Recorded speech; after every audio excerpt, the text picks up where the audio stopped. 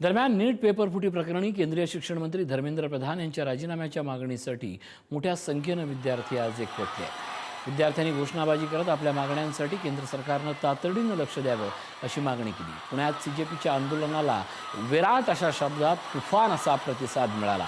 या आंदोलनात विद्यार्थ्यांचा प्रचंड मोठा सहभाग होता।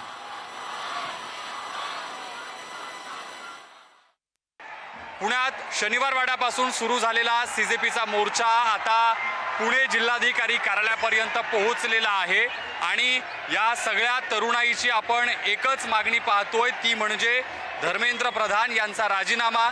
ज्या पद्धतीनं विद्यार्थ्यांवर लाठीचार्ज दिल्लीमध्ये झाला त्याचा निषेध नोंदवण्यासाठी ही सीजेपी समर्थकांची मोठी गर्दी आपल्याला पुण्यात पाहायला मिळते।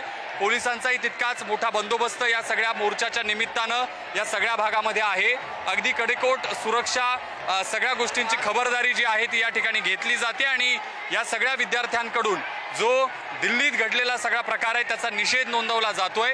या ठिकाणी जी प्रमुख मागणी आहे ती म्हणजे धर्मेंद्र प्रधान राजीनामा द्या अशा पद्धतीचे फलक आपल्याला या सगळ्या मोर्चेकऱ्यांच्या जेनजी तरुणाईच्या हातात दिसतायत आणि हातात तिरंगा घेऊन हे सगळे विद्यार्थी शनिवार वाड्यापासून जो पायी मोर्चा त्यांचा सुरू झालेला होता हा मोर्चा आता जिल्हाधिकारी कार्यालयाच्या या सगळ्या परिसरामध्ये या चौकामध्ये जमा झालेला आहे।